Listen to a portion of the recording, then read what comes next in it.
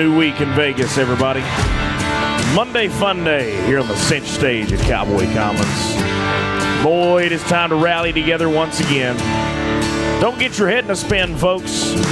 There's no spin at this rally. It's all pure rodeo. The latest and greatest insider information and a few personal opinions. Tommy Joe Lucia and Kendra Santos, the No Spin Rodeo Rally.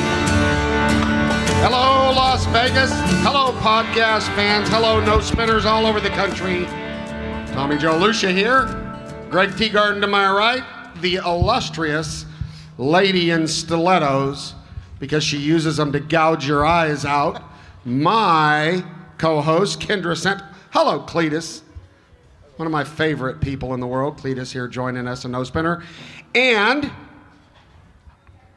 the handsome guest that we have. I've got to get to my notes because I love this part. This is my favorite thing. I got to find it because I was so proud of myself because I try to be a journalist and beat my journalist partner, and now I can't find my notes, and I'm getting really nervous, and I don't know where it went. Nine-time NFR steer wrestler for starters, which is... No, hold on. A once famous artist printed this. Casey Jones, world-class cowboy and industry titan. The subline was, the odds of Casey Jones becoming a world-class cowboy in an industry titan is somewhere between slim and none.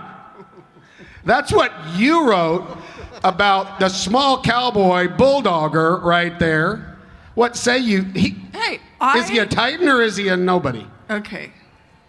Casey Jones is one of the smartest cowboys ever. I grew up with a mother who said, use your head for more than a hat rack. And if you're going to be a cowboy, you better be a smart one. This is a smart one. And I'm just saying, little Casey Jones, when I first knew him, I lived in Colorado. My first time out of college working for the PRCA when I lived in Colorado.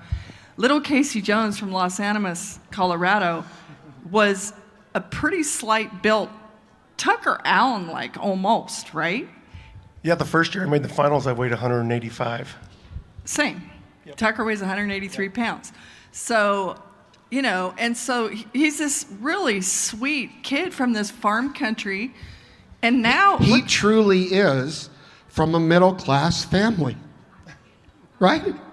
Oh, yeah, my mom and dad, they were both school teachers. And then we had a little farm there, and we raised alfalfa, and we had some cows there. But no, Dad worked really hard, and Mom, she was, taking care of the kids. Did the president, the loser of the election, live right next door in another middle-class home? Yeah. Okay, keep going. No politics, no BS is what we're supposed to stick to. Okay, I'm just saying. So anyway. Anyway, here's what you and I seem to agree to disagree a lot, but we both agree. Casey Jones is a very smart cowboy. I just fail more than others. No, well, here's the deal, all of you people. Here's what, we try to help you into our family here in rodeo. And here's the deal about Casey. The point is, the odds are against him. And let me tell you the second part, the business odds being against him. He was the cowboy that was a marketer and a high-tech visionary. Now, think about that in a room full of bulldoggers. Okay, you're sitting there having your beer. Hey guys, I was just wondering, maybe someday something could be created like a meme or something like that. It's like a picture of all of us that goes viral everywhere. Can you imagine what those guys? And this, no, for real though, this is the difference, the industry difference maker as it relates to understanding how to brand and market. And I'm not a good. I'm going to take all this back because I don't want Casey to start thinking he's brilliant. Marketing, smart, but IP, the dude is a former NFR player and drives a Cybertruck. And by the way, he calls me. This was, I don't even know, a year and a half ago or something. Hey, DJ, what are you doing? Cowboy. He always starts with cowboy. Everybody's a cowboy. He said, hey, I'm ordering my Cybertruck. You need to order one right now. I'm like, what are you talking about? Elon Musk, he's going to put a Cybertruck out, and we got to get on the waiting list. We got to get a Cybertruck. You got to buy one. I said, how much on there? Oh, they're only like 120, 130,000, but I mean, they're going to be worth a fortune. Just write me a check. I'll get you on the list. But that's how Casey Jones thinks, right? I mean, a cowboy that's driving a Cybertruck, which, by the way, could be given away here, right? Yeah, this year we offered a Cybertruck or a brand new Ram 3500. A slightly used Cybertruck. Yeah, and that's why we cut it. I wanted to make it clear it's KC Cybertruck. Are they buying you another one? No, yeah, I mean, like, we're just going to, the champion's choice, so they either can get the truck and trailer or they have a choice at the Cybertruck. Oh, so the Cybertruck is in Pro Fantasy's name, not yours? Yes. Okay. Yep. So you're not giving away your truck. What are you going to drive when they pick it? Because if I win, I'm getting your truck. I might have to buy it back. You can't afford it. I'd love to know what the difference is on insurance between the Ram 3500 and the Cybertruck. Cybertruck's cheaper. Really? Yeah, they've proven it's safer to drive, so yeah, it's cheaper than. Well, it's because it looks like a rolling turtle. I'm a nerd though, you know. So it was 5 years ago. You had to put the order in, you know, and I'm an Elon Musk fanatic. So am I. I'm a fanboy, you know, and put the order in 5 years ago, and it seems like it just keeps getting delayed more and more and more and more. Finally get it in April. And, you know, like before Elon Musk was cool in our industry, you know, since he's really influential and kind of helping out, I thought it was going to get a lot of shade. You know, they're going to throw a lot of shade. And so I never post on Facebook or Instagram or anything. And so all my buddies started figuring out that, you know, that I got the truck, you know, and they're like, oh, you're going to give that away? I'm like, no, it's my truck. No, I've been waiting 5 years for this truck. There's no way I'm giving away. And then Stu Pearson, you know Stu? I know Stu. He's like, you got to give that away. I'm going to buy 10 teams. I'm like, you never even bought a team before, Stu. What are you talking about? So kind of developed 2 marketing plans. Because one of the things I'm really passionate about, and we really see the results in fantasy and some of our games, you know, our sweepstake games, is that we create rodeo fans. Because we get the phone calls. They'll call and say, what's saddle bronc riding, you know? And so we kind of educate them.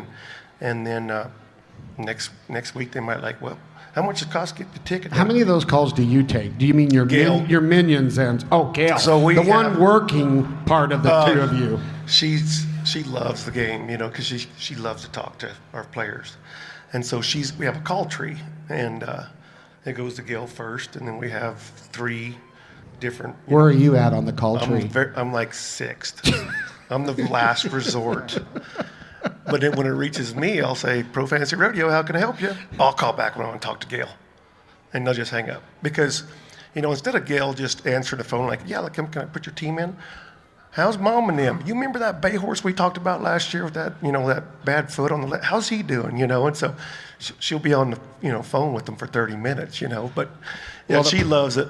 To put a button on the Cybertruck is like Rocker Steiner. You either love it or you hate it, right? I mean, people walk, they're like, that's the ugliest thing, or I love it, right? Yep. Now, I'm going to transition over to you to talk a little background, because, I mean, his mom and dad and where he came from and stuff is kind of cool. Like, well, you should transition to him. I mean, so tell us.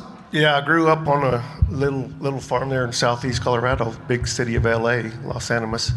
You know, just didn't ever. My dad rodeoed and rode bulls, but he never did go, you know, PRCA. But they gave me everything they could. But, you know, we built our own horse trailer to go to high school rodeos. Dad was pretty handy; he could build anything. And we had no camper, and we had an old Ford truck. And I remember we was going, you know, in Colorado when you're high school rodeoing, there's the East Plains and the West Plains, and so you have to go over the hill, you know, to some of the high school rodeos. Well, our old truck wouldn't make it. So him and his buddy, they got in the shop and they put a 429 Cobra Jet in there, and with a really big cam, and then he'd go to the airport right there, that little air landing strip there in Los Animas, and the back tank would be he put airplane fuel in it, and the front tank would, you know, just have regular gas, and we'd take up off that hill, you know, and of course back in the day they had those GMC crew cab, you know, 4-door dualies that in Chevys that all the cool kids had, and we had this old jalopy with a camper and a homemade horse trailer, and Dad'd get a kick of it, and he'd wait for those brand new 454s to go up the hill, and he'd just take off and hit that back tank on the truck and just blow by him. But then before we got to the top, you know, the head gasket, you know, we'd be overheating, and we'd have the hood up, and there'd be smoking, and there goes a 454 right by us. But it was a lot of fun back then, you know, because you just, you know, you make it work, you know. And then I went on to college, full you know, scholarship up there at UW. Went to Sterling first. UW? Went to UW, and Mom and Dad said you can't get a PRSA card until you get a degree. And so I had a lot of fun in college. I thought we could maybe move in for about 10 years there. I didn't want to leave, but finally they kicked me out. 10 years? I was wanting to stay 10 years, but I thought it was a pretty good gig. Do they do that on scholarships? Is it you can stay here till you get done program? They kicked me out, and I had to, you know, hurry up, get my grades done. But no, we went up to UW, you know, and moved in with the stud bulldoggers, Paul Mather and Jock Campbell. And I'm just, you know, little farm kid up there, and but they're the guys, you know. And so every day we'd go out to OK Corral, Pete Burns's, you know, indoor arena, and we'd, you know, rope calves in the morning, and we'd, you know, team rope, and then we'd bulldog, and then that time, you know, the OK Corral's kind of fallen down, so Pete would let me keep my horses free there if I fixed it up. And then probably about 5 o'clock, we'd head in the Cowboy Bar. They had dollar Keystones and dollar fried mushrooms. And man, well, this is a pretty good gig. Started doing that, and I was in engineering. I got associates at architectural engineering at Sterling, and then was going to get an architectural engineering degree at UW. I didn't know that was one of the biggest engineering, you know, one of the best engineering colleges. So after about a month of Cowboy Bar, mushrooms, and Keystone Lights, I'm like, I better go check out this college deal. I had to keep a 2.0, and I started like at -4 when I showed up. Figured out there was 2 hours of homework in every class, and I had to get tutors. And boy, as soon as I got that into that semester and stayed in it, because they were talking thermodynamics and statics, and they were, you know, thinking about stuff like this farm kid didn't comprehend. So as soon as I got out of that semester, I went and changed my major to business marketing, and it's been better than that. Yeah. Besides being smart, though, he's a good guy. Like, he helps a lot of young people, and they're just little things that not everybody sees. But like the last time Oat hazed here, he was getting stuck in the corner, left behind, and this one steps forward with your gray mare, who was amazing hazing horse, Louise, and says, yeah. "Here, Louise, Yeah. get on mine," and like pulled a guy out of a scrape. He's also a good human. So $2 million cowboy. How much of that $2 million was really left at the end of the game? Yeah. I mean, talk about the house that 150 built. That's a cool term. Yeah. Tell us about that. So, you know, Gil and I, we moved when we got married, you know, there in California. I met her at Red Bluff. I met her at... Were you sober when you met her? It was slack Sunday morning, barrel racing slack. Oh, so you were on your game. Yeah. Yeah, okay, good. I was a little under the weather, probably. You know, Oakdale's a pretty good time. So I met her there after the barrel racing slack, went to Red Bluff, met, you know, and kind of bumped into her again, and she was helping me out. It was raining. The guys were waiting on me to throw all the steers down, and I pulled in by myself, and she's like, "Looks like you need help." I said, "Yeah, great." And then come back, and I said, "I'll take you out to dinner. You know, I appreciate the help." Took her to Denny's, her first date. Perfect. Yep. And then Grand Slam. met her, and then went down and we got to go out on a date at Clovis. Flew back to Hayward, gave her a ring, and we got married at the Cow Palace that fast. holy moly! Yeah, and then And you're still married. yes, That's yeah, she cool. won't. Yeah, How many years is that? 21 years. Yeah. Oh, you yeah. put him on the spot there. Everybody, like, you know, tolerates me and loves Gail. You know, so she's all I got to do is just not mess up one thing. Well, so, like we do with all of our guests, we're going to invite you to sit in and comment on everything as we run through today's show, but really happy. And Pro Fantasy Rodeo is a sponsor of our deal. Now remember, now the way you get to play is daily, and daily is cool. So, let's kind of recap. Hey, whenever you're ready to join the show again, there's his Sparky. phone keeps beeping. Well, so he's I turning it know, off. but He's being polite. has he ever been in a Sean Davis production meeting? Hey, so let's just recap the Tattoo League. He created the Tattoo League. I was going to get a little comment from him. This is, people that everybody kind of knows in the rodeo. It's a league. There's 30 of us, I think. And like we've said before, the winner decides the loser's tattoo. At round 1, it was really looking like I was going to be figuring out what was going to be put on you. I was going to have an ugly fish on my right hip. It was going to be a piranha. But I was going to put it somewhere where, as you aged, it didn't look like a drooping piranha. Like, somewhere where you can Botox. But anyway, the current standings right now in the Tattoo League, and a little background on the Tattoo League, I'm set in 7th, which I'm plenty happy with in that game. You are 14th, so you have come up and held your own in the middle. Oates at 19th. You're in it, aren't you? Where are you at? No, I didn't get to play in the Tattoo League. Oh. They kind of pressured me into getting in the TR Talent League because we're doing our shows over there with Fantasy. I think that's I've never crap. have You played. should have to be in the Tattoo League. In 21 years, I've never have played. I don't care. Yeah. It's time for I'm a little change. You're a nervous. changer. You're an innovator. You have to be in it next year. Well, I can probably put my team in there now since it's doing pretty good. That's cheating. No, it would leave him too wide open to that because he can manipulate the system. You know what I mean? You can manipulate the system? Well, no. No. They take the keys away. My developers. The guy who owns the whole thing doesn't. It's kind of bad form, isn't it? Really? Yeah. So legally, any Yeah. any of our employees can't play, and then it looked funny if I won it, right? So I never have, but our developers know that I break stuff, bulldogger, like in China cabinet bull running through there. I just take the keys away from me, so I can't touch it, because I don't want it to go down on my watch. Now, is there some momentum in the daily game? Because I think people think if you don't get in that first 10, then you're out. But that's not. You guys have created this daily game and pick 'em. So, we got a couple minutes here before we move on. But, people are playing that. That's fun. You get to restart. And Greg told me you get 100,000 more bucks to play with. Yep. So you can stack your team a little bit better. Yeah, and the reason we're doing the daily game, is because you have to have it before the first bucking horse at the NFR. And so this is every day for $10.95 if you bought a big game, $14.95 if you just want to get in. And we do $10,000 a day, and we're only getting about 4. It's kind of, we're creeping up there, getting 50 more entries a day.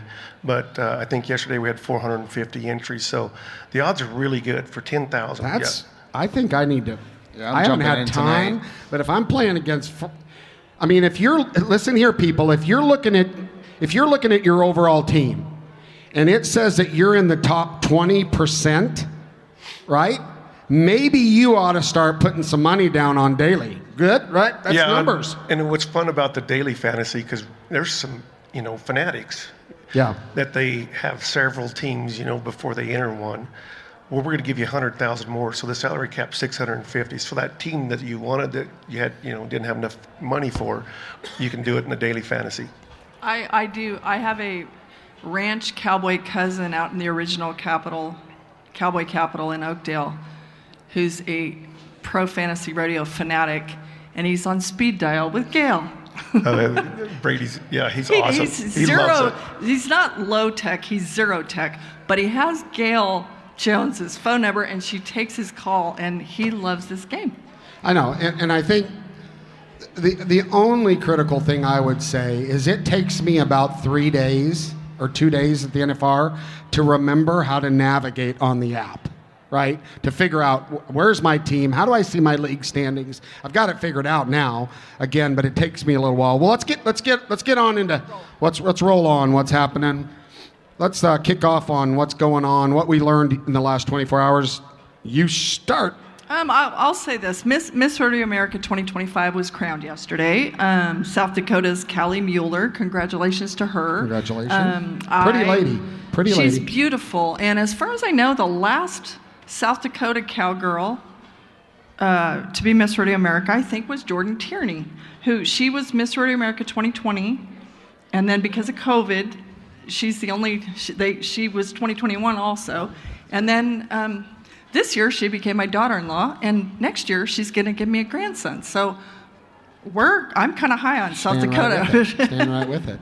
And then moving along, we mentioned it yesterday, the Golden Circle of Champions. You know, if you watched the perf, you saw the gold bandanas. A couple things happened. Our team went over there right after to Tuscany where they had it, and the Days of 47 brought in Brielle Bird, little girl with neoblastoma, and so the family comes into the room, and the dad says to me, this is really cool. We don't know. They're telling us there's nothing left. So, you know, Anthony's the crier in the group. I'm standing there in the room, and I start crying. This deal is life-changing, not only for these kids, but for these athletes. Because your son came, I sent you some pictures of him, not competing, he came. I'm telling you, it makes a difference in these cowboys and cowgirls' lives because it puts the world in perspective when you spend a day with someone that's battling the biggest thing in their life. It's absolutely true. And, you know, Taylor out this year for 2 hip surgeries. He came, and he was paired with a little girl named Wendy yesterday. And at his NFRs, he says that day is his favorite. That's the coolest thing that happened. And he this year, used that Golden Circle Champions as his charity and raised a bunch of money. And by the way, you and I both in the tattoo league are Golden Circle Champions people. Anthony was Golden Circle when he got the tattoo, right? But Wendy yesterday that he was with lost her right eye to cancer, you know, and so many cool things. That's just a life-changing experience for everybody, and I do think it's cooler for the Cowboys than it even is for the kids. Wesley Thorpe, the defending world champion team ripper, just stood up and auctioned off his round 2 buckle from this year and raised $5,000 for Golden Circle. Cool. And Taylor said that they told them yesterday that I believe starting next year, last night was Memorial Night, but there were a lot of yellow scarves, and people like Elsie Frost and different people were texting me, what's with the yellow scarves? And Taylor said that they said yesterday that it's going to have its Golden Circle of Champions night, like there's a Tough Enough to Wear Pink night on Memorial Night. Golden Circle of Champions will have its own night next Saturday year. night. Which is super cool. Yep, first cool. Saturday. That's cool. Well, and fun fact, and I want to thank my No Spin Insiders. I've got my crew out there combing for information. I thought this was interesting. Fun fact, NFR barrel racer Nancy Hunter started Golden Night years ago, and then it's kind of gotten picked up from Golden Circle of Champions. Tina and their team from Santa Maria. Nancy's son survived pediatric cancer, and she herself was a nurse. And before we get off of this, they say salute to these cancer kids, but here's the thing you need to take away. 4% of the national cancer research budget, 4 is spent on pediatric cancer. So they're spending 4% of their budget to figure out the cure for the kids that got a whole life to live. And they're spending 96% of their budget on old dudes like me that have already had a life.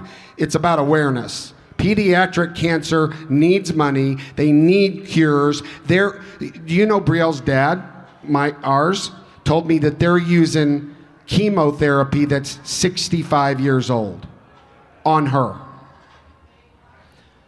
That's what Tina and all of us want to do. It's awareness. Pediatric cancer needs to be number one thought about. These are babies. They deserve a chance to live. It's pretty cool, and I'm proud of Rodeo for stepping into this. And I will also say, you mentioned Nancy Hunter. Uh-huh.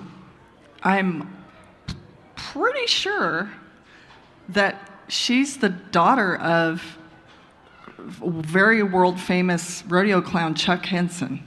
Really? Do you remember that name? Oh, I know. I performed with Chuck Henson. I think Nancy Hunter is I watched his Henson daughter. drink a lot of Christensen Brothers in a clown room at Fort Worth. Okay, I think Nancy's his daughter. I think. All right, we'll keep moving. So I called everybody. Chase, my son, called me first. they shut down 3 floors of South Point, starting at 5 o'clock, or 4 floors. I don't know the specifics. Last night at 5 o'clock in the afternoon. And it was resolved at 10 p.m. Evidently, from what I can find out, there was a suicidal man there, and in the end, they had SWAT members. I mean, I did get a text from someone that was like, I was going to my room, and I turned the corner, and there's a dude on his knee with a gun with a silencer, and I got back on the elevator and went down and went back and got a drink. Yeah, they were. When you came in, there were SWAT in the... They escorted Oat and I from the parking garage, to where we needed to go, and it was on floor 24 that happened, and then we're on floor 22. So, but they were very efficient in getting us to where we needed to go. But yeah. Well, so evidently, from what I've read, the gentleman decided to run out in the hall with his gun towards the SWAT, and that was the suicide. I mean, you know what I'm saying? The cop, the SWAT took him out. One fatality, him, everything. But you know what I thought, and you mentioned this, Greg, would you have known really anywhere in the hotel that this is going down? No, not at all. We were doing the World Series of team roping, the Riata Sail, and their team roping in the arena. You would have never known anything like that was happening up at the kudos South to the Point. South Point. Kudos. Let's roll. And even going through the casino, there was no police present that we could see. All right, what's next on the list, boss? Is it the Cowboy Channel update? Yeah, so, we brought this up earlier, that there's always some technical, and this, you can chime into this, when these systems get crashed with viewers, that's a good thing for rodeo. And you get the spinning deal if you tried to watch the Tyson fight, right? You get the spinning thing. That's, there's good and bad. It's bad for the consumer, but it's good that there's demand there. There's always some technical issues with finally getting into your rhythm to watch the NFR on the app or whatever. But there was a big outcry by the fans with Sling TV. And so we mentioned, 40 minutes of nothing on Sling. When you bought Sling, you thought you got the Cowboy Channel Plus app. So here's a little bit of the backstory. We have not gotten an official statement from Teton Ridge, the new owner of Cowboy Channel, but this is what the backstory that I found. Essentially, Sling has been pirating, marketing the NFR, and they don't own the rights through their deal to put the NFR on TV. And by the way, Patrick Gotch last year shut them down. So this isn't new. They're just trying to go around the system. Broadcast rights are worth a lot of money, and so they shut them down again this year. And as I suspected, after about 40 minutes of people getting angry, which Sling probably realized, Teton decided to turn it back on. And again, who wins there?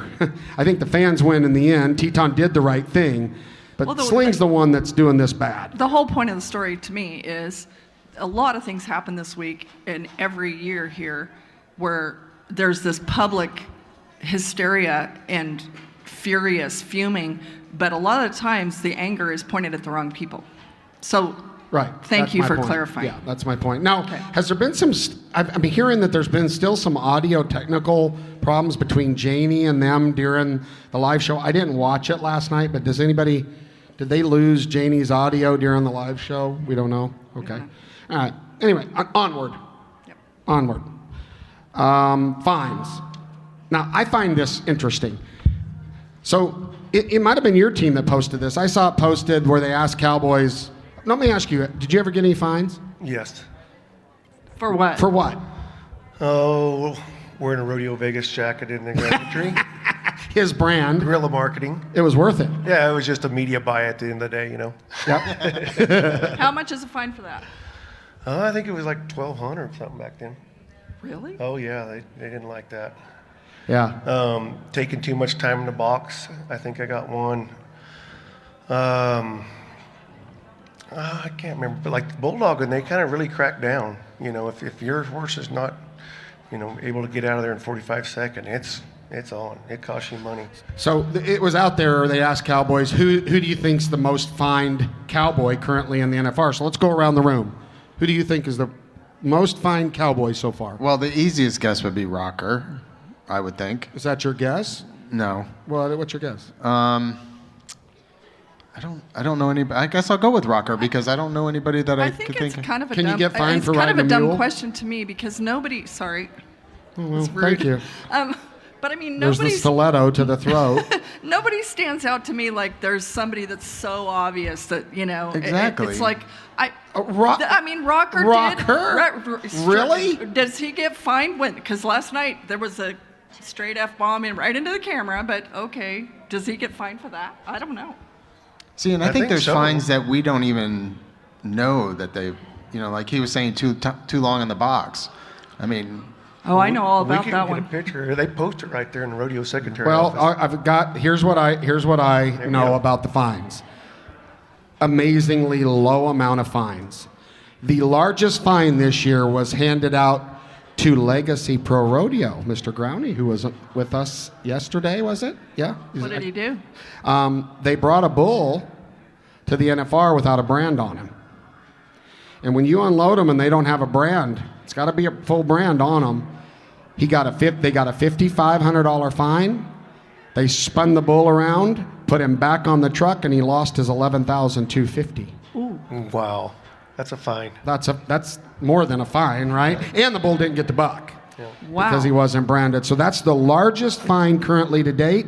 And there's been some randos, but there's been two guys for $250, and I don't have their names because I didn't get that information. Two guys for $250 for what's it called? Not ready. Not ready to compete, or there's a line for it. Is there any fines in there for the grand entry practice? Again, those are the only ones I was told about. Because do you get fined for? We haven't heard about the Grinch fine, is what you're getting at. Every year, I it's don't pretty know wild. that. I don't know that there was a Grinch fine because he did, by golly, have his back number on. So You can I dress don't like know.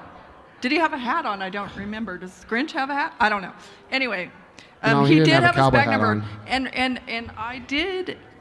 Again, to sound like Joe Beaver, I did ride the elevator with Yaqua yesterday up to the concourse she during the did. rodeo. She I'm did. just saying, so I'm like, hey, did you get hit for the buffalo coat on night one? Because it covered his, didn't have a back number showing.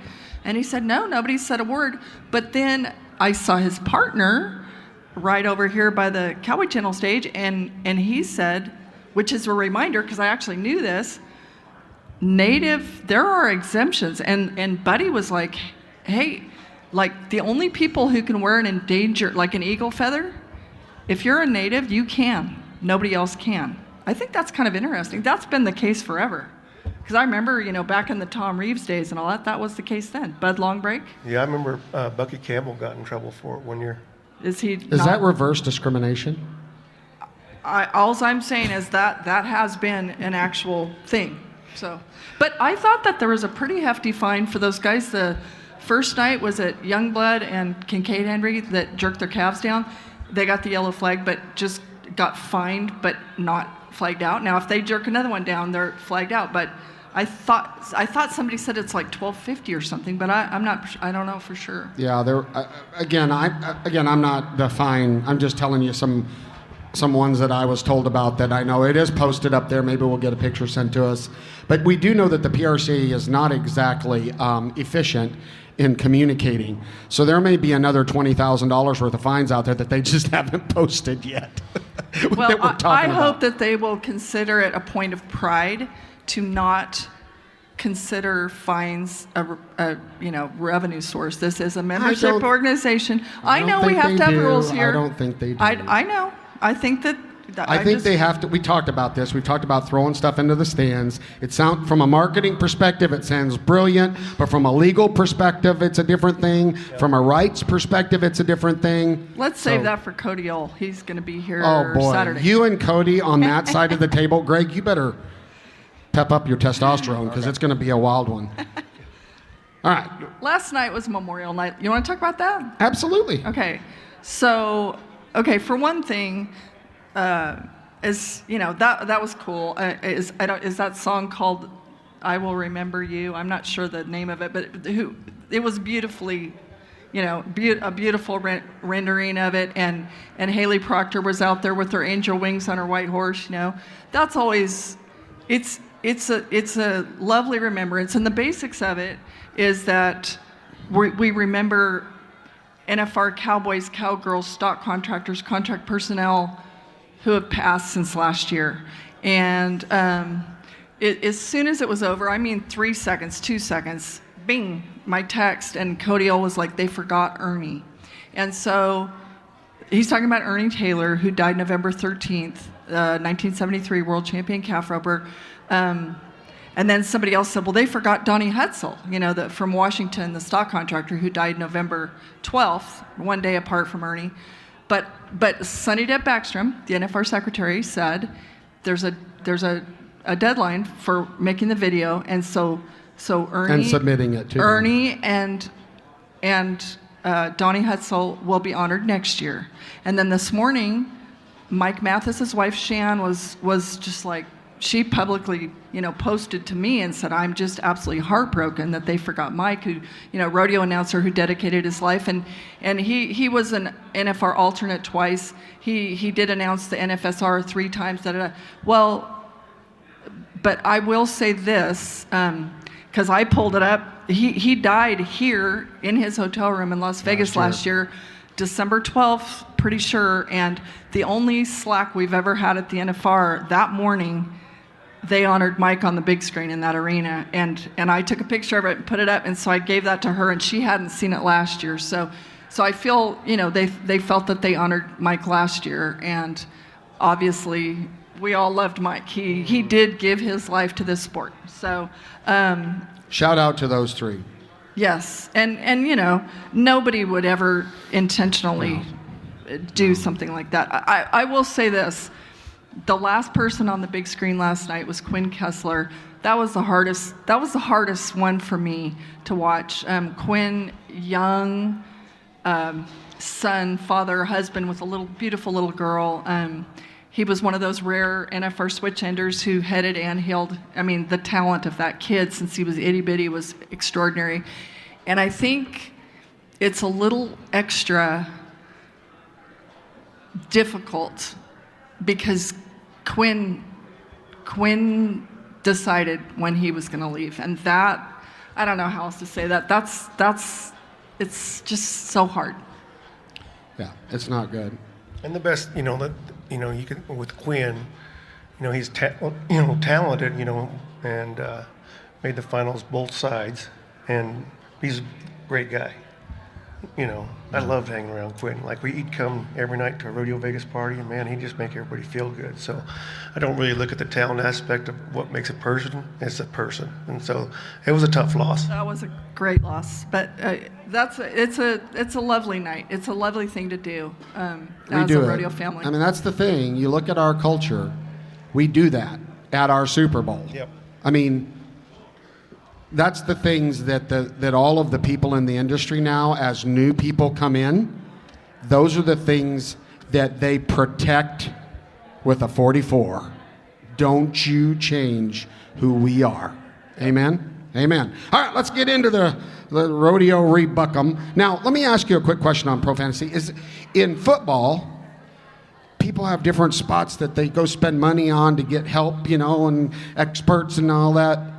Has that evolved in Pro Fantasy Rodeo at all? Is there anywhere to go find expert advice for daily pick'em or we whatever? have the fan magazine. Gail and I, that's 80 pages of torture for us every year.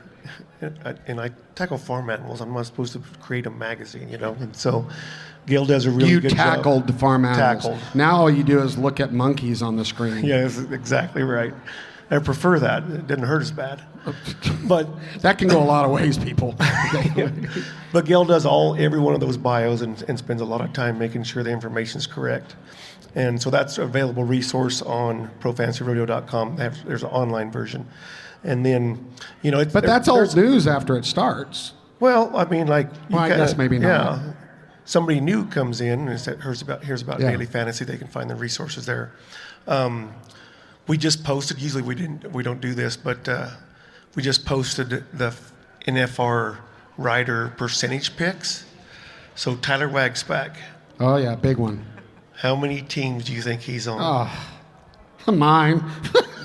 It's not like you thought you were a genius when you picked him. I'll give you some context to start. Rocker Steiner is on 49.3% of the teams. So he's on half of the fantasy teams. So what do you think WAG is? See, now those are good numbers you're giving us. I'm Now, gonna say now you're WAG's bringing like- something to the table here. Okay, WAG, let me just guess, 75%, 80?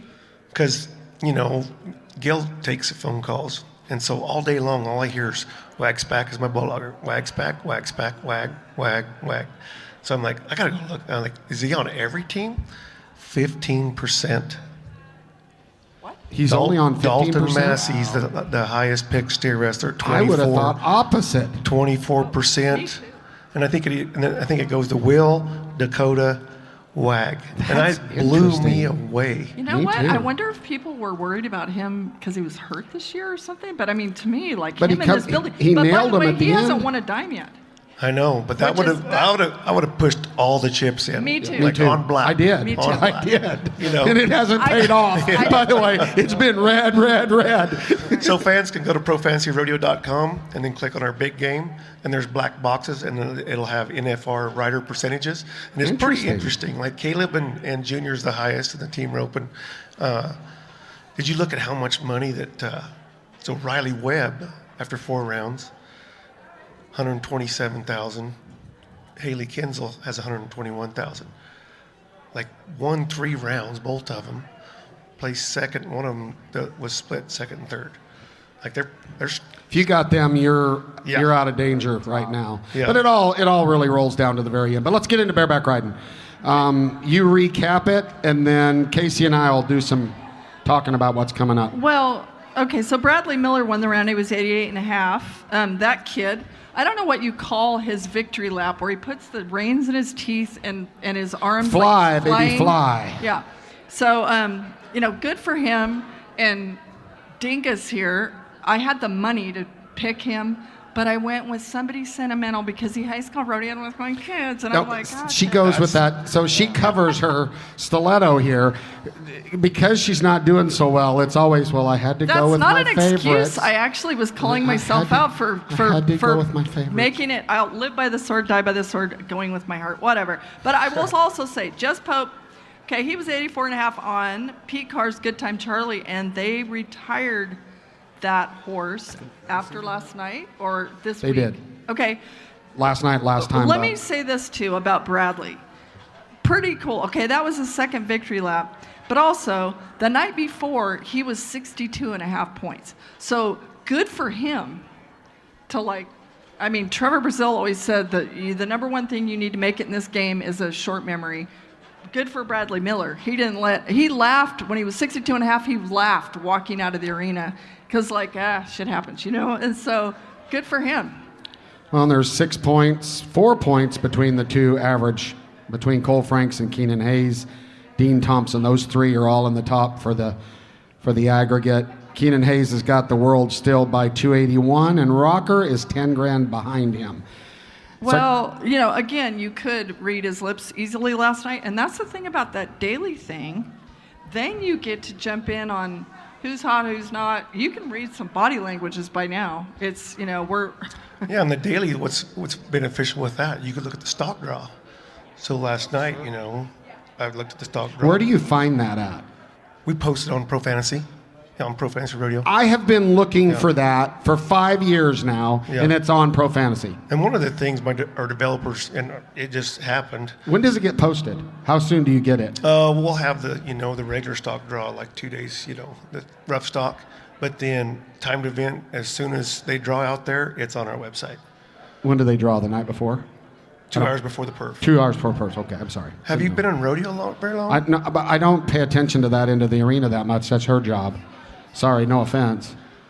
I can't believe that. Are you feeling okay? They always draw the timed event of the cattle 2 hours before. Listen, there's things Who in is life. this guy? There's What things in happened? life in my He's brain changing. that don't take priority, and when they draw the cattle, hasn't been a priority for Tommy Joe. Okay, Obviously. back off. Let's Sparky. bulldog, fellas. So, okay. J.D. Struxness, 3-6, wins round 4. Here's the black horse of the year again, Crush, Ty's horse. You should definitely step in. We're in your turf, the bulldogging. But that horse. That horse makes it so easy. I mean, you can trust his start every time. He doesn't ever take confidence away from you before you nod, and he just goes so fast through there. But he's long strided, so it's easy. Easy transition. To me, so special too to have 3 guys on your back and not come undone. And his attitude, like that's the cool thing. Another cool thing about Crush is like he just kind of hangs out, chill, and when you do that, it's done. Like you don't have to worry about him. He is gone. How many runs are too many runs on a horse? It just depends, and it's a little tough in this arena because it's so short. The stopping's where they get sore. You know what I mean? Yeah. Because they can take off and it doesn't hurt them. But like when they're look up at the end of the arena and they're like, there's a yellow light fixing to smack them in the face. They can, have a little more stress on their joints. But the bulldogging horses are tough. That's one of the reasons. Like in bulldogging, you either have one that really loves it or one that's just dumb. Well, they've won $155,000 on that horse, 8 out of 12 holes. That's crazy. Off of that horse, $155,000 in 4 nights, 3 guys. That's pretty cool. I really thought that those guys riding Crush this year is going to be really good because when Ty first brought him out here, that's one of the reasons Ty didn't ride him a lot. He didn't have as much confidence because Crush would run a little tight. And now, what do you mean by that? Close to the steer? Yeah, instead of to give him a little bit more room to get in there, some runs Crush would be really tight, so it's hard to get down. And it's really crucial on like Ty because he's got a lot of length. Right. So when it's tighter, he's got to wait longer for his feet to come out. Is that why he missed that one steer? It's kind of and that it was kind of a bad go. And it's at the end of the day we're tackling farm animals, so how big a game plan can he get?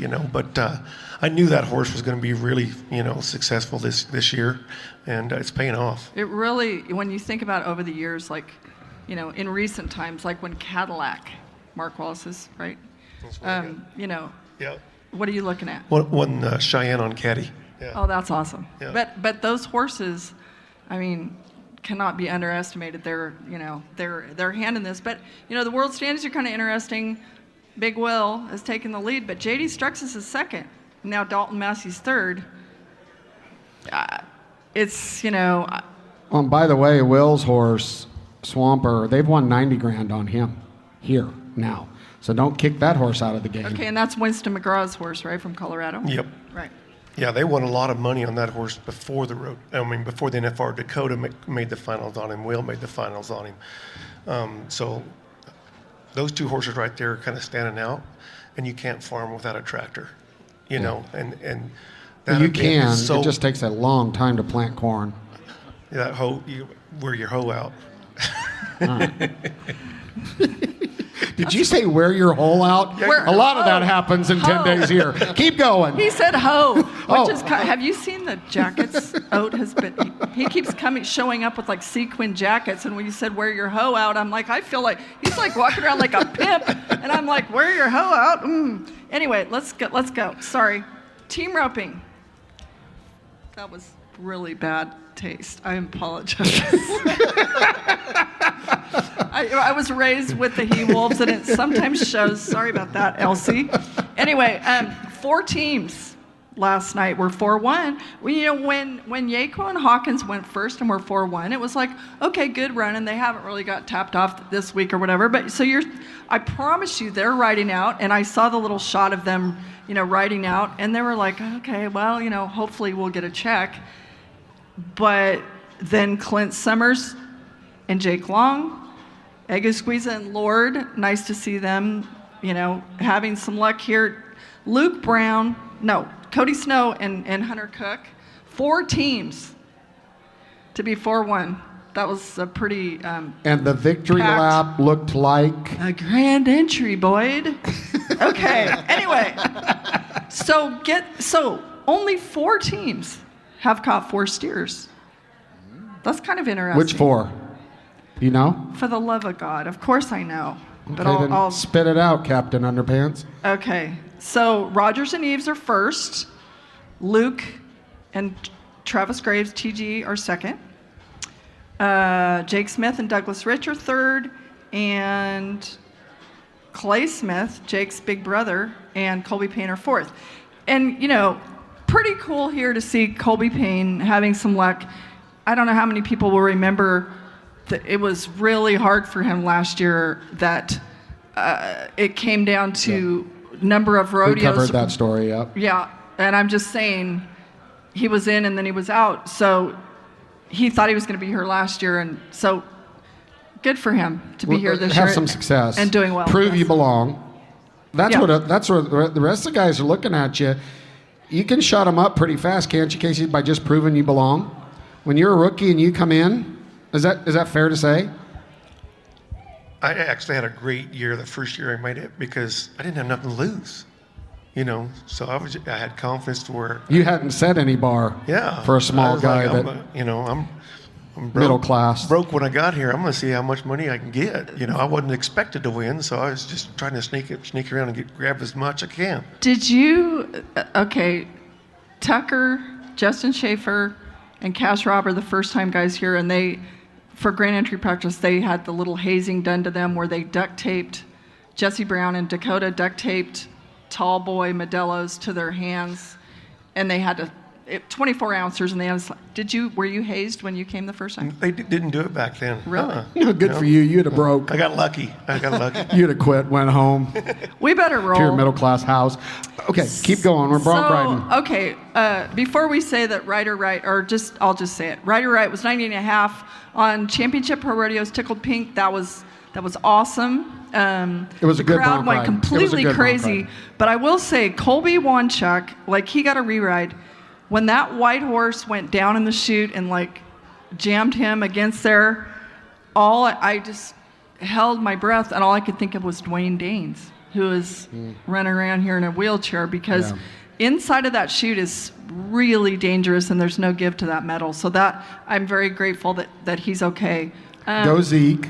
Come on, average. That's going to help me. We're almost out of time. So, you know, what can we say about Riley freaking Webb and this horse Rudy? Go Riley. Go Riley. 3 out of 4 ain't bad, and then second in the other round? I mean, he's in some kind of And Tough Cody Cooper's playing.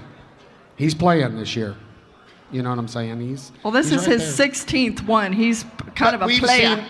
We've seen the waters kind of move around with him. In fairness, keep going. Okay, we got to talk about Cassie Mowry. So Cassie, especially that she and the horse of the year. Okay, what is the force? Okay, her horse Jarvis. They had the fast time of the rodeo here last year. I think it was in round 8, and then they won round 9 right after that too.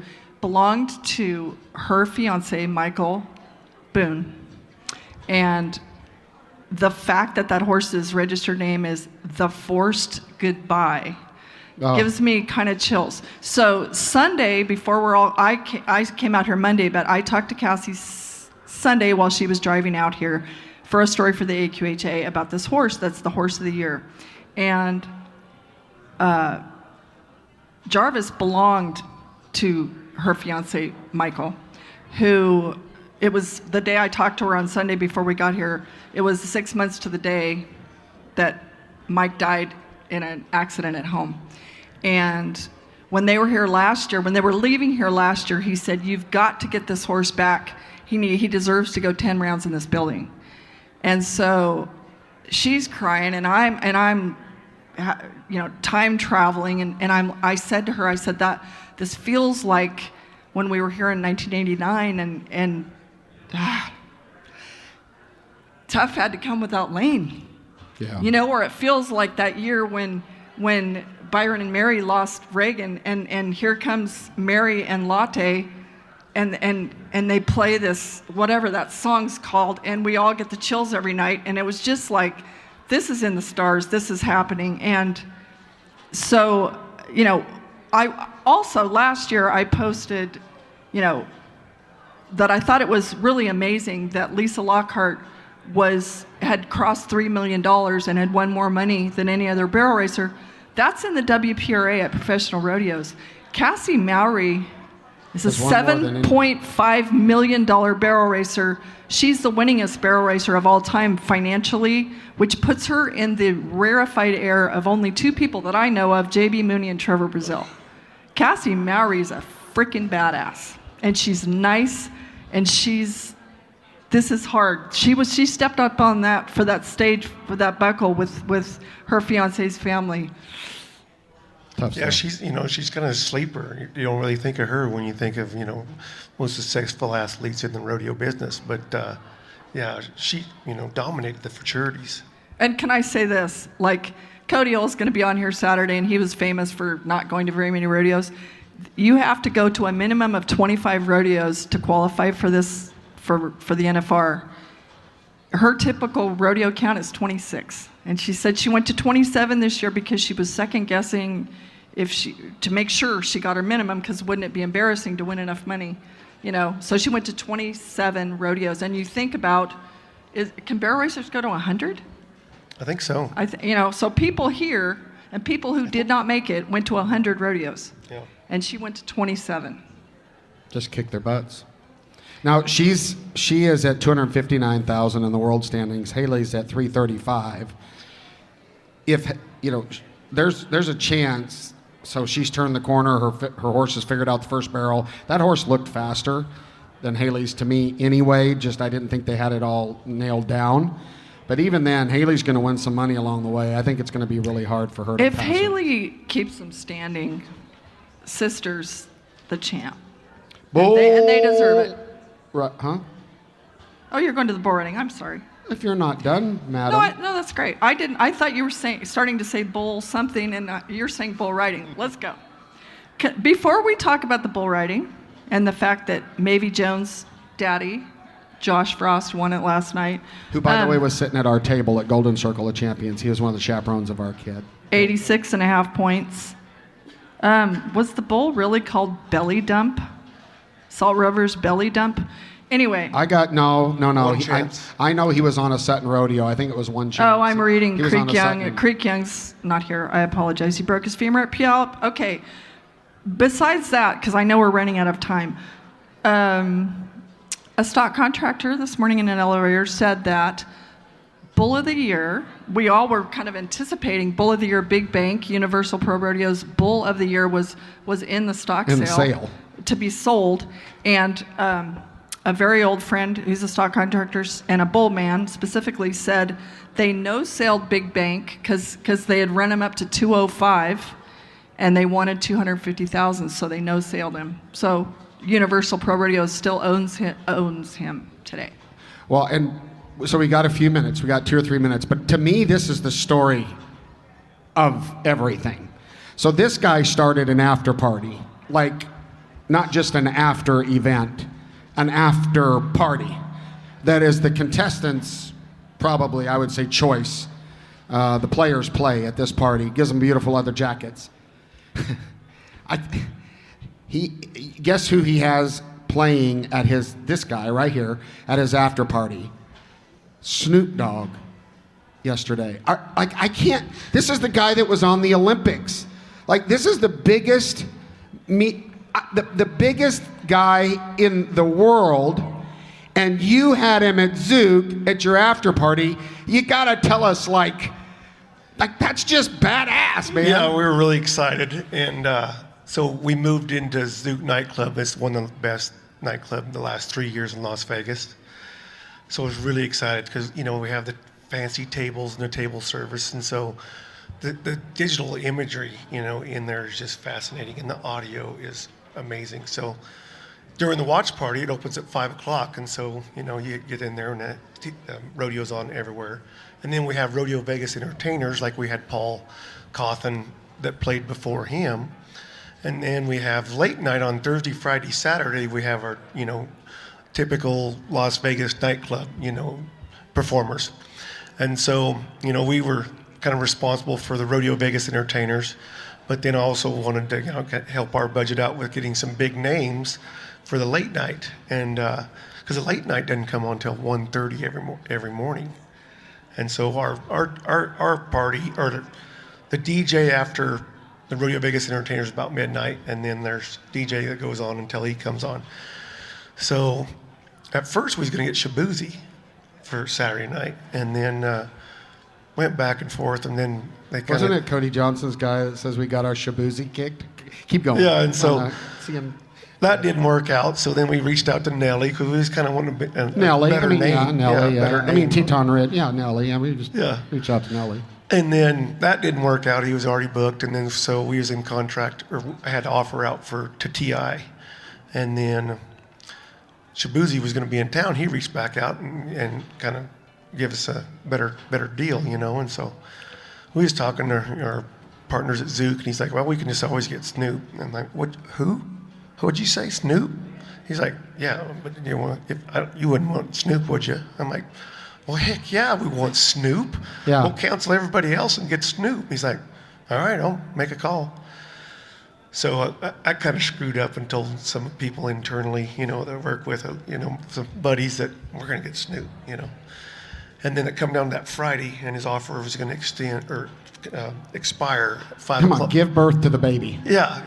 We're on a time crunch here. And so it looked like he wasn't going to play, and then they confirmed the next morning. I get a text from the camp because all Friday night I was like, killing me.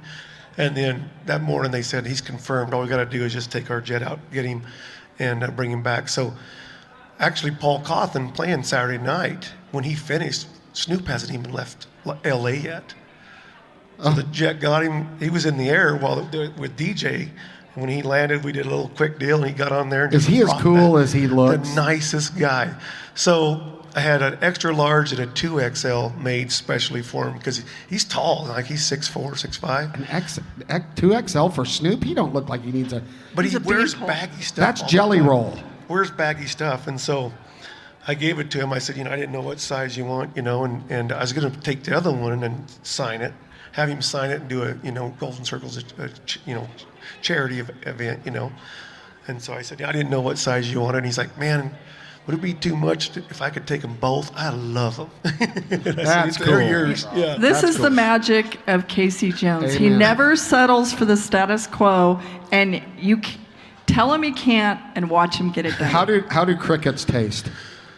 They're not that bad. They're not bad. Crunchy? Yeah, not bad. Crunchy? He had to eat thought crickets. It should have been a live cricket, though. It should have been a Kinda real let her live off the cricket. hook. Yeah. You weren't putting that in your mouth, were you? Will you eat a live cricket? Tell why he ate a cricket. Well, I did because they had a little plate of them. But you didn't lose, right? No, but Sierra was really, dramatic about not wanting to eat it. But there was 10 on the plate. 10 crickets? Yeah, and so when it come down to she lost, she was gonna have to eat the cricket. And I'm like, and she was kind of like, which one should I pick? I said, Which cricket should I pick? yeah. I said, Medium rare. Medium rare cricket. If I eat one, you got to eat the whole plate. Well, I just reached over there and put one in my mouth so before she could say no. And then It's because she lost in fantasy, right? Yeah. There's a bad bet payoff type Yeah. thing. She lost Kendra, so it was crickets. What is it? What is it today if you lose? oh, I don't know. The day before that, JB had to dress up as Willy Wonka. Oh, I saw him. Have you seen those images? Yeah, I saw those. They're still burned in my brain. Well, Terrible. thank you guys. Thank you, Mr. Jones, for joining us. The greatest lady ever, Kendra Santos, Greg Teagarden. This was episode 40. Thanks for watching us on Ride Pass, Cowboy Channel Plus app, or listening to us on your favorite podcast platform. Until tomorrow, eat a cricket. Catch you later.